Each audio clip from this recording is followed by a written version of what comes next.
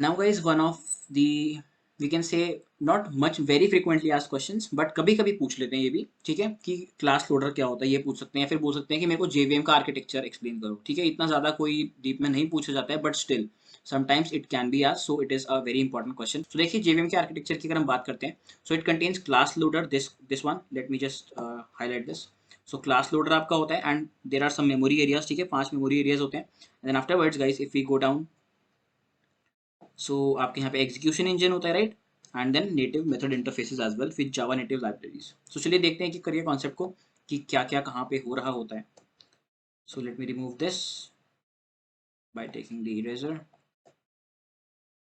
Okay, so ya, so class loader subsystem में क्या होता है गाइस, देखिए जो आपका सबसे इंपॉर्टेंट ये वाला सिनेरियो है। देखिए सबसे पहले यहाँ पे क्या हो रहा होता है, आपका जो बाइट कोड होता है, अगर मैं यहाँ पे डायग्राम के थ्रू यहाँ पे लिख के आपको बताऊँ, सपोज यहाँ पे आपका बाइट कोड है, ठीक है, जो रेड रेड है, and your byte code is given to this class loader by the JVM. So work of JVM यहाँ पे स्टार्ट होता है गाइस, ठीक है, आपका यहाँ पे इस वाले पॉइंट पे, जब आपकी डॉट क्लास, मतलब जो आपकी डॉट क्लास फाइल ये जनरेट हुई है, that is your byte code को जब ये यहाँ पे क्लास लोडर में भेजना होता है। So work of JVM starts over here. Okay, so this is the main point, we can say. Control Z करते हैं एंड आगे बढ़ते हैं। तो देखिए guys, class loader subsystem में क्या होता है, जैसे कि हमारा नाम ही बता रहा है, it loads the classes basically, ठीक है, डॉट क्लास फाइल जो हमारी बाइट कोड होते हैं उसको लोड करते हैं into your method area. Method area क्या है गाइस आपका, मेथड एरिया और क्लास एरिया भी इसको हम बोल सकते हैं, ठीक है, ये हमारा पार्ट है। So that means your memory areas, basically पांचों मेमोरी एरियाज होते हैं आपके। क्लास एरिया, हीप में आपके जैसे ऑब्जेक्ट्स क्रिएट हो रहे हैं तो वो हीप में क्रिएट होते हैं, ठीक है। स्टैक में आपके अगर कुछ मेथड कॉल्स हो रही हैं तो वो स्टैक में स्टोर हो रही होती हैं, सो ऑन। पीसी रजिस्टर में आपकी करंट इंस्ट्रक्शंस हो रही होती हैं, ठीक है। नेटिव मेथड्स में आपके नेटिव मेथड्स वगैरह स्टोर हो रहे होते हैं। सो वही चीज़ मैंने लिखी है। एंड मेनली क्लास लोडर का रिस्पॉन्सिबिलिटी क्या होती है guys, loading, linking and initialization, right. So loading में क्या हो रहा होता है, आपका सारी क्लासेस जो भी होती हैं हमको रिक्वायर्ड होती हैं रन टाइम के लिए, तो that loads all the classes. And guys linking में हमारा क्या हो रहा होता है बेसिकली, जैसे कि आपका वेरिफिकेशन हो रहा होता है, बाइट कोड वेरीफायर गाइस आपका होता है, राइट। एंड जैसे कि for an example, byte code verifier आपका क्या चेक कर रहा होता है, जैसे कि आपकी जो स्ट्रक्चर है प्रॉपर है कि नहीं है, राइट। आपकी dot class file is valid generated और नॉट वैलिडली, मतलब वैलिड अच्छे से, सब कुछ सही है कि नहीं, इट इज वैलिड और नॉट। आपकी dot class file properly formatted है कि नहीं, एंड सो ऑन, ठीक है। तो लिंकिंग में हमारा ये सब हो रहा होता है। इनिशियलाइजेशन में क्या होता है गाइस, इनिशियलाइजेशन में आपका जैसे कि स्टैटिक वेरिएबल्स वगैरह होते हैं, वो सब मतलब वैल्यूज होती हैं, वो इनिशियलाइज हो रही होती हैं। तो चलिए आगे बढ़ते हैं। सो मेमोरी एरियाज की गाइस हम बात कर रहे होते हैं, तो 5 आपके मेमोरी एरियाज हैं, ठीक है। देखिए class area, heap and so on, 5 हैं। तो इन पांचों के बारे में अगर हम डिस्क्रिप्शन बात करते हैं, तो मेथड एरिया जो आपका पहला एरिया होता है, so all the class level information is stored here, like आपका क्लास नेम यहाँ पे होता है, ठीक है, parent class name, methods, variable information etcetera is stored over here. Okay, and including the static variables. So कई बार इंटरव्यूअर पूछता है स्पेसिफिकली कि जो आपके स्टैटिक वेरिएबल्स हैं वो कहाँ पे स्टोर हो रहे होते हैं, so they are stored in the method area और your class area, right. So generally हम इसको मेथड एरिया बोल रहे होते हैं, राइट। एंड इंटरव्यूअर पूछ सकता है कि आपके लोकल वेरिएबल्स कहाँ स्टोर होते हैं, लोकल वेरिएबल्स आपके स्टैक एरिया में स्टोर हो रहे होते हैं, एंड हीप एरिया में आपके ऑब्जेक्ट्स क्रिएट होते हैं, right. So these are all the important, we can say, questions. And ये सारे आपके गाइस मेमोरी एरियाज है, राइट। सो वही चीज़ है, मैंने यहाँ पे सब कुछ लिख के रखा हुआ है। सो सिंपल है, कुछ ज़्यादा डिस्कशन करने की जरूरत नहीं है हमें यहाँ पे। एंड पीसी रजिस्टर आपके नेक्स्ट इंस्ट्रक्शन या फिर करंट जो आपकी एग्जीक्यूशन हो रही है उसका एड्रेस स्टोर कर रहा होता है। नेटिव मेथड्स में क्या होता है, it contains all the native methods use in the application, right. So in this memory area native method stacks में। Now what is execution engine, देखिए एग्जीक्यूशन इंजन क्या पार्ट था, जैसी क्लास लोडर ने यहाँ पे भेजा, तो ये मेथड्स में मतलब यहाँ पे वैल्यू स्टोर होंगे, फिर यहाँ पे हमारा जो है एग्जीक्यूशन आएगा into the execution engine, and this will contain 3 parts, right. So that is interpreter आपका होगा गाइस। देखिए मैंने यहाँ लिखा है कि यहाँ पे आपके 3 पार्ट्स होंगे। इंटरप्रेटर इसके अंदर होता है present, just in time compiler जो मैं आपके साथ बात कर रहा था ऊपर अभी, एंड गार्बेज कलेक्टर भी इसी में होता है, right. So these are your 3 important things. So मैंने लिख के रखा है, execution engine executes the dot class file, और जिसको हम बाइट कोड भी बोल रहे होते हैं।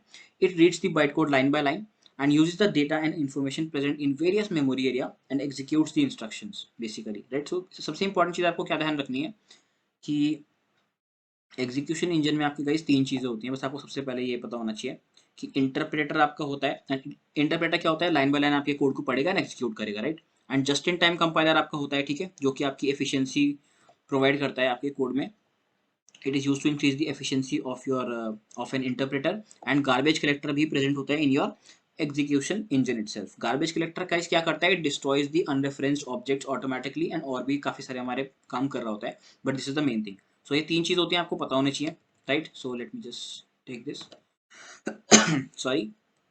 ओके, सो अब हम जस्ट इन टाइम कंपाइलर की अगर बात करते हैं, सो इसका मैं वैसे आपको एक्सप्लेनेशन बता चुका हूँ, बट स्टिल जो मैंने लिखा है हम देख लेते हैं फटाफट से। It is present inside the execution engine and it is used to improve the performance. कैसे परफॉर्मेंस इंप्रूव होती है?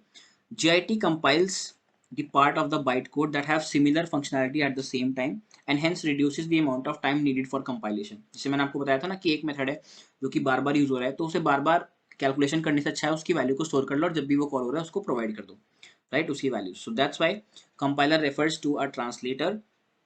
Here the term compiler refers to a translator from the instruction set of Java virtual machine to the instruction set of a specific CPU। So main चीज़ ये है GIT में आपको बस पता होना चाहिए कि ये परफॉर्मेंस कैसे इंक्रीज कर रहा है, जो मैंने आपको एग्जांपल समझाया, राइट। सो अब गाइज हमारे कुछ ये तो देखिए अभी तक जो मैंने डिस्कस किया आपके साथ ये सारे हमारे इंपॉर्टेंट, तो मतलब इंपॉर्टेंट और थोड़े से समझने वाली चीज़ें थी। अब गाइज हमारी बहुत ही बेसिक चीज़ें आएंगी, फटाफट से हमारे ये डिस्कस हो रहे होंगे, राइट। वेरिएबल्स की अगर हम बात करते हैं दोस्तों, सो टाइप्स ऑफ वेरिएबल्स तीन टाइप के होते हैं आपके, local and instance and static variables in Java. कई बार इंटरव्यू डायरेक्टली पूछता है explain types of variables in Java, बहुत बेसिक क्वेश्चन है बट तब भी आपको आना चाहिए, राइट, क्योंकि यहाँ पे भी हल्की फुल्की गड़बड़ हो सकती है। So variable declared inside the body of method is called a local variable, normal आपका, राइट। एंड सबसे इंपॉर्टेंट चीज़ ये है कि लोकल वेरिएबल को आप स्टैटिक कीवर्ड के साथ डिफाइन नहीं कर सकते हो, और उसमें गाइज आप लोकल वेरिएबल में आप पब्लिक स्टैटिक वगैरह भी नहीं दे सकते हो, ठीक है। मैं आपको एग्जांपल दिखाता हूँ, जैसे कि मैंने यहाँ पे वेरिएबल्स इन जावा क्लास ली हुई है। So if we open this Java fundamentals and if I minimize this variables in Java, देख सकते हैं गाइज आप, इसको जूम करते हैं हम लोग।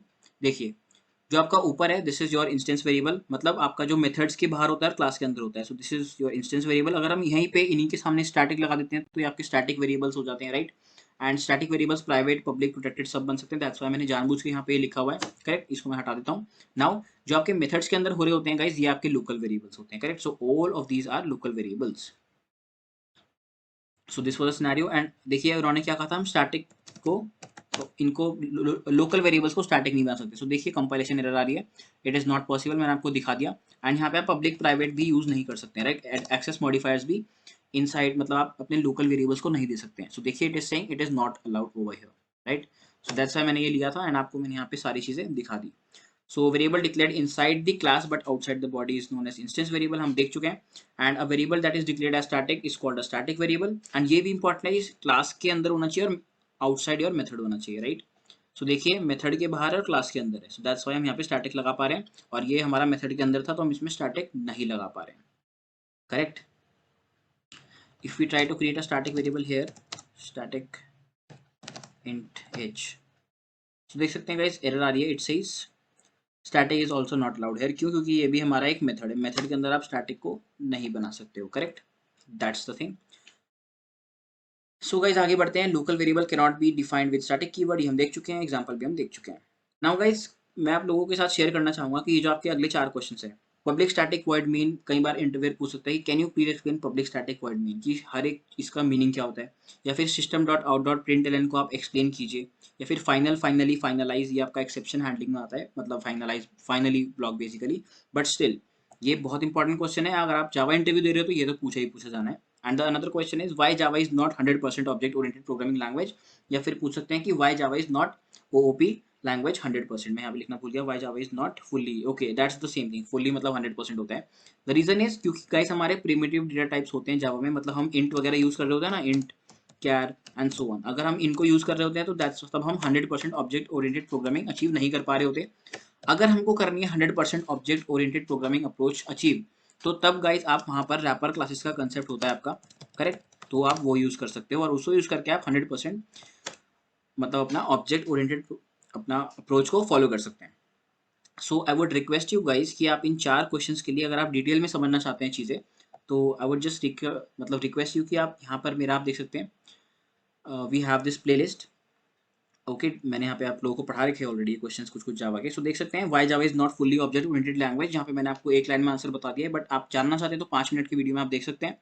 And explain system dot out dot print in Java, very important question, okay. And finally finalize guys, यहाँ पे मैंने बहुत ही अच्छे से समझाया हुआ है, आप देख सकते हैं 13 मिनट्स का वीडियो है, यहाँ पे हम इतना लेंथ में अगर चीज़ें लेंगे तो हमारा काम नहीं हो पाएगा, right. So I would request you and I would recommend you, आप चाहें तो देख सकते हैं, okay. You can directly go to this Java interview question for placements by Abhishek Sharma, आप सर्च करिएगा, आपको ये प्लेसमेंट सीरीज मिल जाएगी, ओके। सो चलिए हम अपने कोड की तरफ आगे बढ़ते हैं।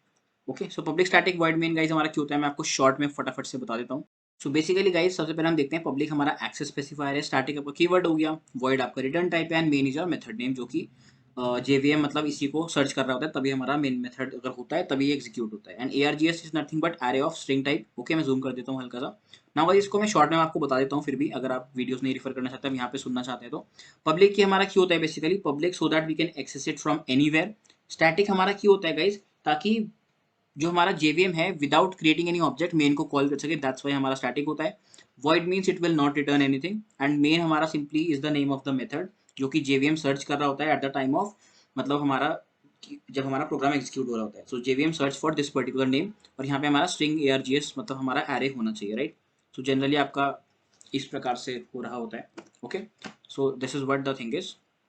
System dot out dot println की बात करते हैं guys, so system is your class basically, okay, which is present in Java dot lang package. And out जो है गाइस आपका, out is your static variable which is a, we can say it is a variable of type print stream class. Okay, so it is a variable of type print stream, that's why उसका हमारा एक method होता है println, तो तब हम उसको access कर पा रहे होते हैं। डिटेल में जाना है तो गाइज आप वीडियो एक्सप्लोर कर सकते हैं, but this is the concept. And why Java is not 100% object oriented programming approach, क्योंकि हम प्रिमिटिव डेटा टाइप्स यूज कर रहे होते हैं, एंड उसको कैसे हम ऑब्जेक्ट ओरिएंटेड बनाते हैं by using wrapper classes. Final, finally, finalize, guys आप लोग वहाँ पे जाके देख सकते हैं। फाइनल आपका बेसिकली कीवर्ड हो सकता है, राइट। फाइनल आपकी क्लास हो सकती है, एंड डिपेंडिंग ऑन योर, मतलब आपको क्या क्या अचीव करनी है बेसिकली, आपकी रिक्वायरमेंट क्या है we can say. And finally is your block, and finalize is your method जो कि आपका गार्बेज कलेक्शन से पहले कॉल हो रहा होता है, correct. So let's move ahead, बाकी आप इसको एक्सप्लोर करना चाहते हैं डिटेल में, सो आई विल डेफिनेटली से, और कुछ देखो ना देखो ये वाला मैं वीडियो देख लेना, आप लोगों को बहुत इंपॉर्टेंट रहेगा। नाउ एक इंपॉर्टेंट क्वेश्चन जो कि इंटरव्यू में पूछा जा सकता है कि what is type casting in Java, please explain me this concept. So type casting is nothing but guys, जब हम अपने कन्वर्ट कर रहे होते हैं प्रिमिटिव डेटा टाइप्स को one type two another type itself, right. जैसे कि हम सपोज बाइट को शॉर्ट में कर रहे हैं, फिर बाइट को इंटीजर में कर रहे हैं, या फिर कैरेक्टर को फ्लोट में कर रहे हैं, so on so on so on, right. इसमें भी हमारे दो अप्रोचेज हो सकती हैं। देखिए पहले टाइप कास्टिंग की डेफिनेशन पढ़ते हैं। It is when we assign a value of a one primitive data type to another primitive data type, right, and it is of two types. Widening हम इसको बोल सकते हैं guys, ये हमारा automatically होता है, इसमें हमें करने की ज़रूरत नहीं है। So when we are converting a smaller data type to a larger data type, it is called widening casting, या फिर आप इसको और मतलब widening casting इसको हम बोलते हैं जनरली। इसका एक और नेम होता है guys, that is called implicit type casting also हम इसको बोल सकते हैं, करेक्ट। नाउ गाइज एक एग्जांपल भी यहाँ पे लिखा हुआ है, मेन बनाया हमने सिंपली माई इंटीजर वेरिएबल लिया और हमने एक डबल वेरिएबल ले रखा है। सो डबल ऑब्वियसली गाइज आपका बड़ा होता है, right, it is of 8 bytes. So directly हमारे यहाँ पे कन्वर्जन हो रहा है from integer to your double, ठीक है, इंटीजर से आपका डबल हो रहा है, ये ऑटोमेटिकली हो रहा है, देखिए लिखा है automatic casting integer to double. Simply आप आउटपुट प्रिंट करोगे तो आपका आउटपुट आ जाएगा, okay. So this is your concept of widening जो कि ऑटोमेटिकली हो रहा होता है। एंड नारोइंग इसका उल्टा होता है गाइज, जब हम बड़े डेटा टाइप से, जैसे कि डबल आपका बड़ा डेटा टाइप है, कन्वर्टिंग इट इनटू शॉर्ट या फिर इंटीजर, ठीक है, तो that is called as the narrowing. जैसे कि नाम से समझ में आ रहा है, हम नैरोइंग, नैरो मतलब उसको छोटे में कन्वर्ट कर रहे हैं, converting a larger type to a smaller data type. Example देखते हैं guys type casting dot Java class में। This is the class, okay, let me zoom in. So guys देखिए एक्सप्लिसिट या फिर नैरोइंग हम यहाँ पे कर रहे हैं, इसको एक्सप्लिसिट कास्टिंग भी बोलते हैं। देखिए डबल मैंने बनाया हुआ है, मैं डबल को इंटीजर में कन्वर्ट कर रहा हूँ। सो यहाँ पे गाइस मेरे को मैनुअली इंटीजर लिखना पड़ेगा टाइप कास्ट करने के लिए, वरना एरर आएगा। आप देख सकते हैं, मैं इसको हटाता हूँ अगर by chance for an example. So देख सकते हैं गाइस यहाँ पे एरर आ रहा है, compilation error. So it says required is int, but हम डबल को प्रोवाइड कर रहे हैं, सो हमें कई बार टाइप कास्ट करना पड़ता है, okay. So this is your explicit type casting या फिर नार्विंग आप इसको बोल सकते हैं। सिंपली आप प्रिंट करोगे तो आपकी वैल्यू प्रिंट हो जाएगी, right. So this is the example, okay. देखिए नॉर्मल हमारी वैल्यूज प्रिंट हो गई,